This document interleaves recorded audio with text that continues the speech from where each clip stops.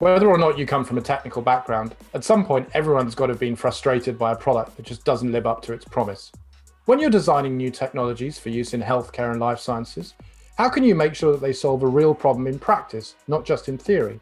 In particular, how can you get inside the heads of your users and work out what they really need?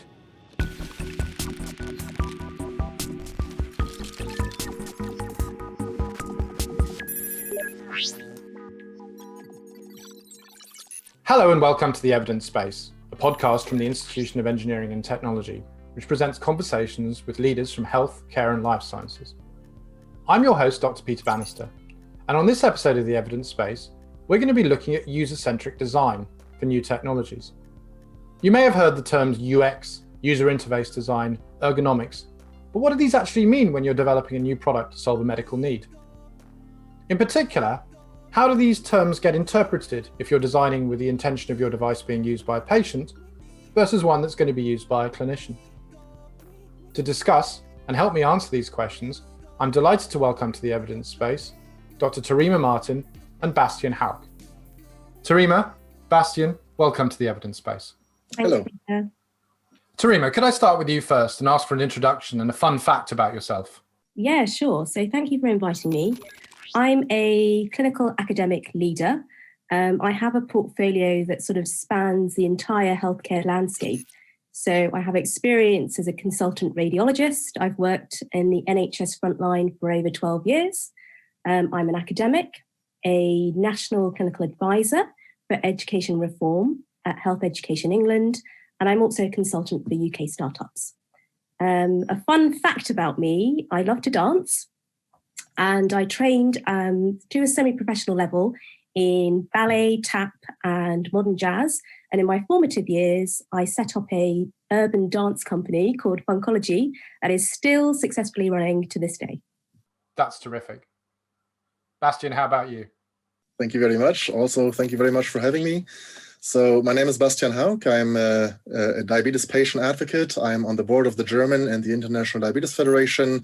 I also run DDoC, which is an international network of diabetes patient advocates. So people like me, people living with diabetes. I've been living with diabetes myself for about 25 years now, and I'm excited to be here. Fun fact, as you might be able to see from the background, I am joining you from my boat, Peter. I'm sitting in Copenhagen on my boat, which is my boat office. I've run away from Berlin and COVID lockdown because Copenhagen is a bit more relaxed, and I thought there's no better space to self-isolate or at least keep some physical distance than on my boat. And another fun fact, I've sailed around the world, not in this boat, but in another one. I've done transatlantic, Southern Ocean, Cape Horn, Antarctica, some 10 years ago, and in the back is one of my books that I wrote about that. So anyways, great to be here. Fantastic. Thank you very much for sharing that. Bastian, again, welcome to the show. Great to have you back from those travels. Maybe I can start with you as a patient advocate. What does usable or user-friendly design really mean to you? On a very basic level, Peter, it just means that, the devices or the apps or whatever it is that is being produced for people like me, people living with a chronic disease that is part of me, of my daily life, 24/7, every single day. Usability means I have to like this stuff, right? I want these products, devices, apps, solutions, whatever it is, I want them to be likable. I have to carry them around or use them every single day. If I'm not going to like them, I'm not going to use them, they're not going to work. And Tarima, from your perspective as a clinician who's very involved in upskilling the clinical workforce, the same question, what does good usable design mean to you? Yeah, I mean, so I completely take what Bastian, so his perspective is, is this something that I'm going to use and is easy? For me, I would say, again, how likely am I to recommend this to my patients or clinician colleagues? And that's really based on what I perceive as the benefit to the patient, but also to myself or other clinicians, and also the wider sort of healthcare system.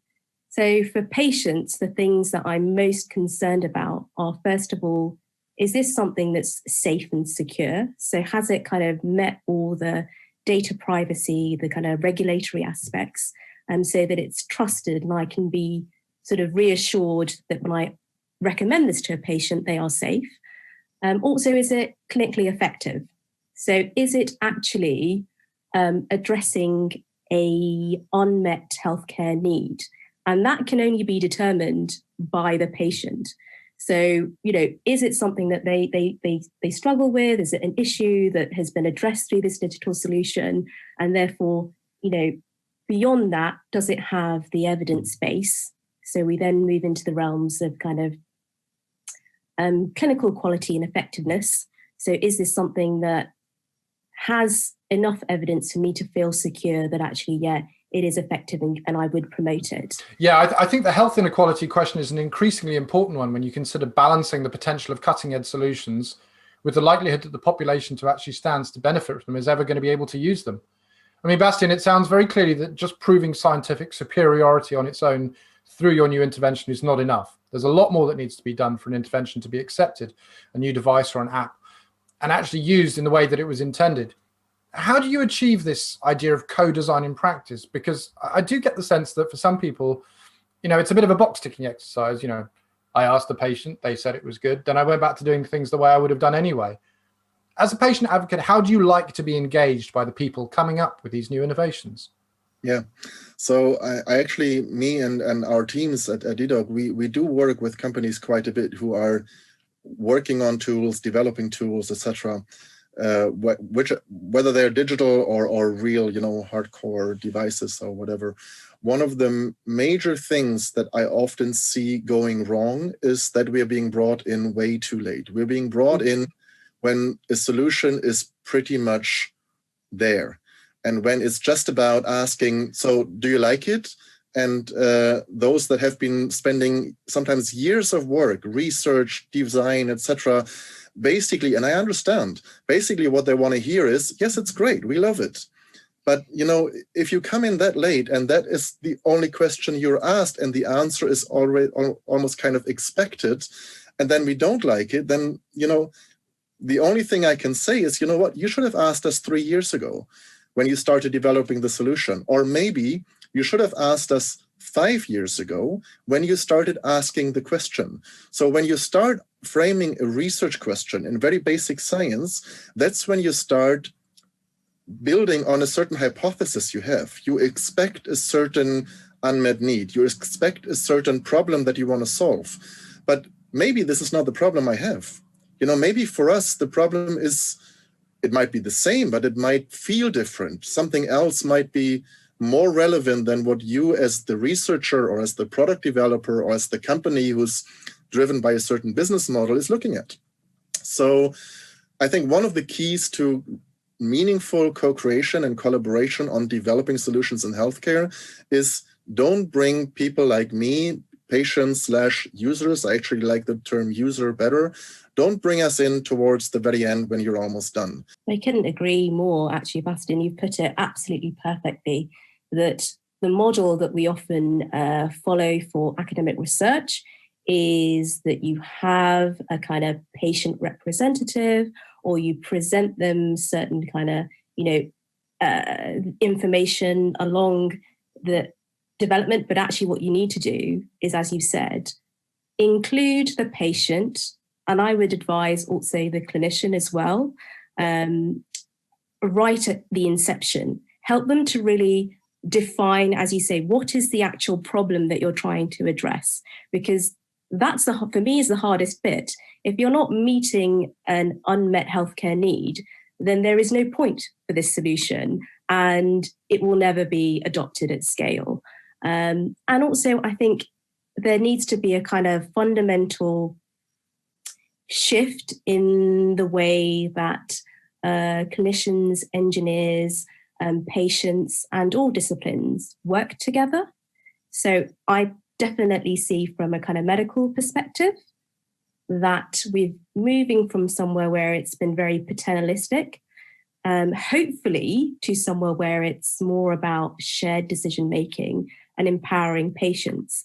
But I think if we really look to the future of healthcare, where we want to move to health promotion rather than just sort of treatment of diseases, then we really need to establish some kind of infrastructure or kind of opportunity where it's much more sort of normal for patients to be involved and users to be involved at the inception.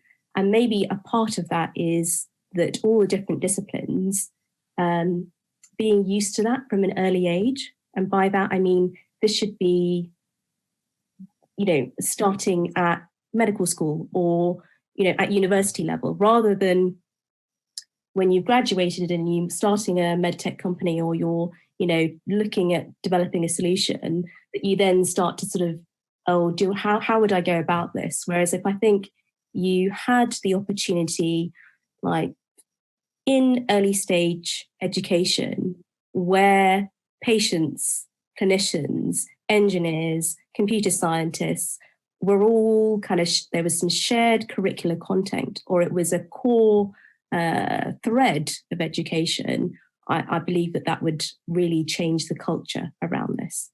So this is really interesting, because actually in that case, it doesn't sound like it matters who the eventual intended user of the device is. You're still going to benefit greatly from talking to a patient, someone who's got the condition, early on in development, when you're testing the hypothesis, as you said, even before you come up with a product solution. So Bastian, that model sounds really attractive, but you do make the point that it's not always feasible or attainable for smaller companies. Tarima, turning to you, as a healthcare professional, we obviously hear that healthcare professionals are very busy people, particularly now. How do you like to be approached to get involved in these kind of projects? What's a compelling ask for you to get involved in the early stages? So definitely, I sort of touched upon it. How is this going to make the clinician's life better, but also have impact? So again, get the clinicians involved early on. I think most healthcare professionals would love to become involved in any of these projects. There is this tension around having time to do that. But I would say, particularly in the UK, the NHS long-term plan has set a priority for digital to enable personalisation of medicine. It sets out much more flexibility in terms of healthcare careers. There are more and more opportunities, for example, clinical entrepreneur fellowships for people to become involved in this. But fundamentally, maybe there is a shift in sort of both healthcare education and training, but also a move towards where for every healthcare professional, they have the fundamental skills where they might be involved in this, and therefore it's part of their job plan. I do believe until you actually give them the kind of time within their job plan, it's really difficult for them to engage. But I don't think it's lack of interest. So when I speak to my colleagues or anyone, because this is how they see healthcare will be improved, and also fundamentally, helps them kind of, reduces this administrative burden, but also really supports the relationship they would like to have with their patients. So clinicians don't like to feel that they're rushing through sort of seeing patients, not having those meaningful conversations. So if there was a digital solution that could maybe remove some of that or add value through data, or then that's something that they'll happily engage with. But maybe it's a question of, and this is a broader question to the system, that we need to carve out some time in people's job plans so that they can actually do that. I guess that's very encouraging, because at least with the right approach, the environment is such that healthcare professionals are more receptive or more likely to be in a position to collaborate with good opportunities. So when we talk about the role of users in the early development process, is that what we mean by user-led innovation, Bastian? Or am I talking about something different? User-led or user-driven innovation for me goes further than that. User-led, user-driven means that you actually start from something or even by someone who lives with a disease or who has experienced a certain thing. So, for example, again, referring to my own background, we have a group of people in Berlin where we work, and we're quite good friends, etc. And we all live with diabetes.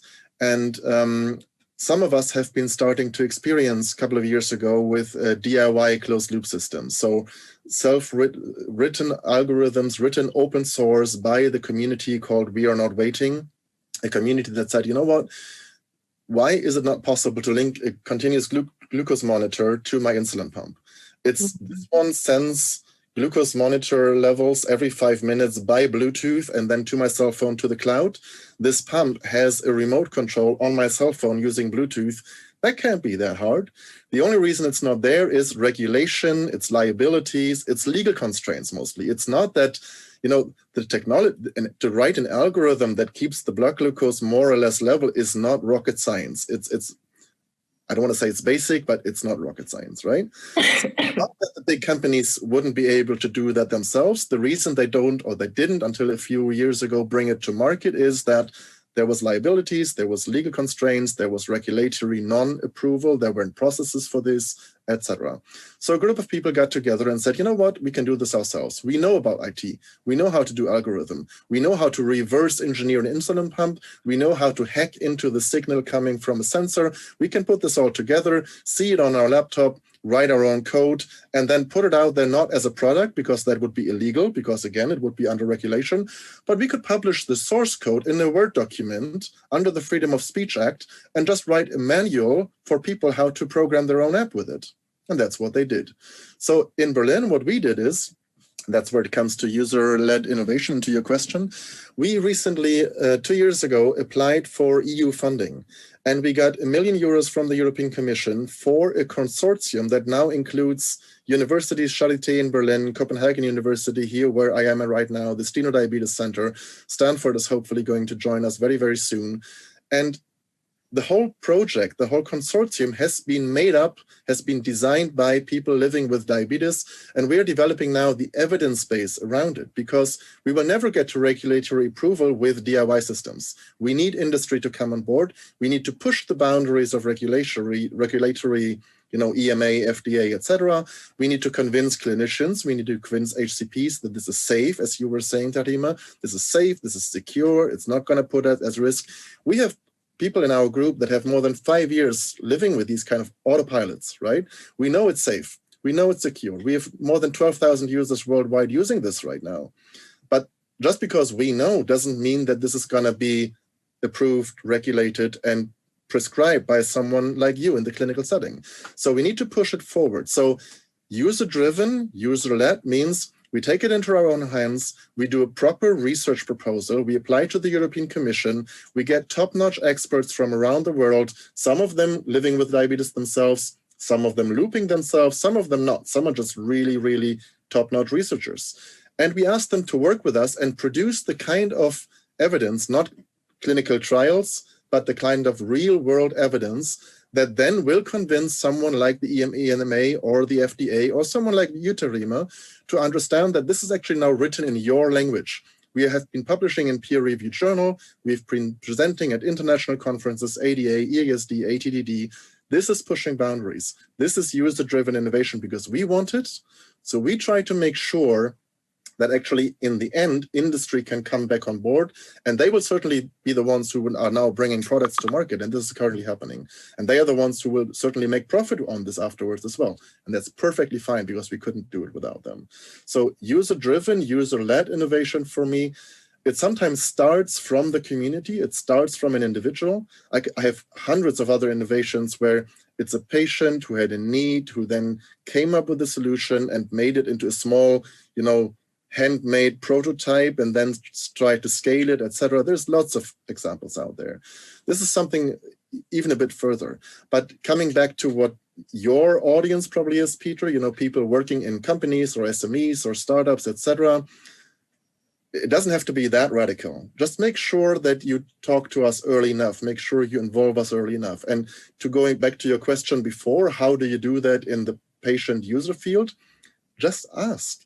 Put a tweet out there, you know, put a tweet out there, use the right hashtags and say, hey, we are company XYZ, we work on this, we'd love to hear your feedback. This is what we think, challenge us.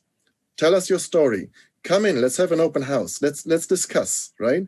You will be amazed how many people will say, Yes, sure. This is not for us. This is not business, right? We're not necessarily looking for profit in this. We're looking for helping you make whatever your idea may be better, because in the long run, this will benefit us.